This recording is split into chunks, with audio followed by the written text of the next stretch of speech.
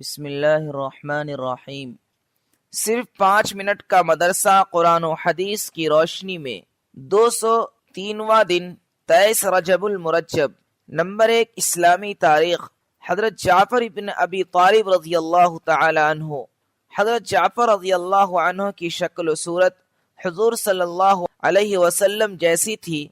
وہ حضرت علی رضی اللہ تعالی عنہ کے حقیقی بڑے بھائی اور جناب رسول اللہ صلی اللہ علیہ وسلم کے چچا زاد بھائی ہیں، اور حضرت حمزہ رضی اللہ عنہ کے ہمزلف یعنی ساڑھو ہیں۔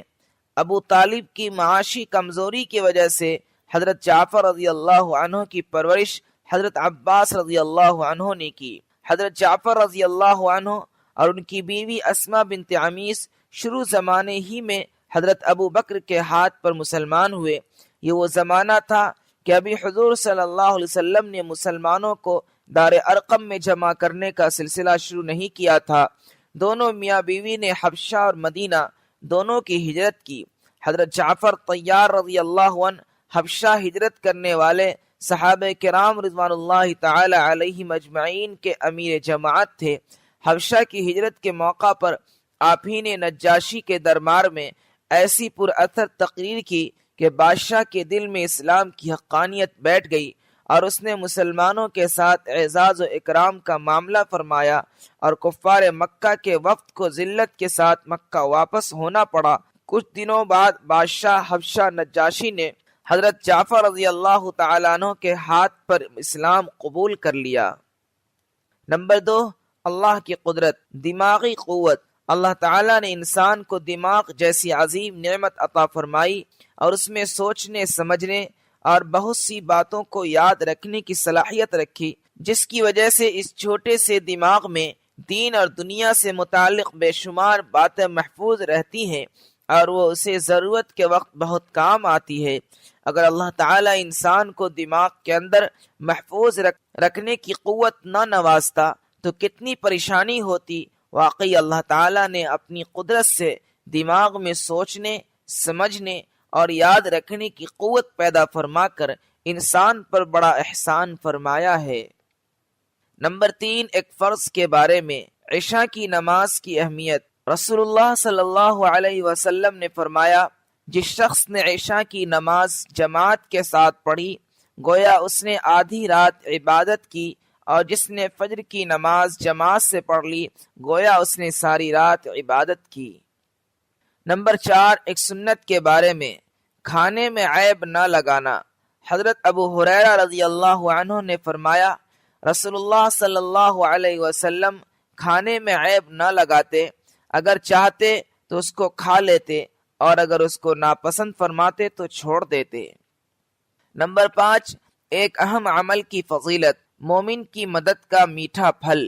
رسول اللہ صلی اللہ علیہ وسلم نے فرمایا، جو شخص کسی مومن کو بھوک کے وقت کھانا کھلائے اللہ تعالیٰ اس کو قیامت کے دن جنت کے پھلوں میں سے کھلائے گا، اور جو شخص کسی مومن کو پیاس کے وقت پانی پلائے تو اللہ تعالیٰ اس کو خالص شراب پلائے گا، اور جو شخص کسی مومن کو کپڑے نہ ہونے کے وقت کپڑے پہنائے گا تو اللہ تعالیٰ جنت کے سبز کپڑے پہنائے گا۔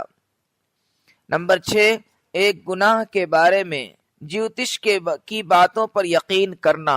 رسول اللہ صلی اللہ علیہ وسلم نے فرمایا، جو آدمی کاہن یعنی جیوتش کے پاس جائے اور اس کی کہی ہوئی بات کو سچی سمجھے تو وہ آدمی شریعت محمدیہ سے ہٹ گیا۔ فائدہ، کسی کاہن یعنی جیوتش کے پاس جا کر آئندہ کی باتیں معلوم کرنا اور اس پر یقین کرنا ناجائز اور حرام ہے۔ مسلمانوں کو اس سے بچنا چاہیے۔ نمبر 7، دنیا کے بارے میں، لوگوں کا دنیا کی فکر کرنا۔ رسول اللہ صلی اللہ علیہ وسلم نے فرمایا، آخر زمانے میں ایک قوم ایسی ہوگی جو مسجدوں میں حلقے لگا کر بیٹھے گی، اور ان کے سامنے دنیا ہوگی یعنی دنیا کا تذکرہ، اور اسی کی فکر میں منہمک ہوں گے۔ تو تم ایسے لوگوں کے ساتھ نہ بیٹھنا، اس لیے کہ اللہ تعالیٰ کو ایسے لوگوں کی کوئی ضرورت نہیں۔ نمبر 8، آخرت کے بارے میں، اہل جنت کا اکرام۔ قرآن میں اللہ تعالیٰ فرماتا ہے، اہل جنت کے سامنے سونے کی پلیٹ اور جام پیش کیے جائیں گے، اور جنت میں انہیں دلوں کی چاہت اور آنکھوں کی لذت کے مطابق ہر ایک چیز ملے گی۔ نمبر 9، طب نبوی سے علاج، سنترا کے فوائد۔ رسول اللہ صلی اللہ علیہ وسلم نے فرمایا، تم لوگ سنترا کو استعمال کیا کرو کیونکہ یہ دل کو مضبوط بناتا ہے۔ فائدہ، محدثین تحریر فرماتے ہیں کہ اس کا جوس پیٹ کی گندگی کو دور کرتا ہے، قے اور متلی کو ختم کرتا ہے اور بھوک بڑھاتا ہے۔ نمبر 10، قرآن کی نصیحت۔ قرآن میں اللہ تعالیٰ فرماتا ہے، یتیم کے مال کے قریب بھی مت جاؤ مگر ایسے طریقے سے جو شرعی طور پر درست ہو، یہاں تک کہ وہ اپنی جوانی کی منزل کو پہنچ جائے، اور ناپ تول انصاف سے پورا کرو، اور ہم کسی شخص کو اس کی طاقت سے زیادہ عمل کرنے کا حکم نہیں دیتے۔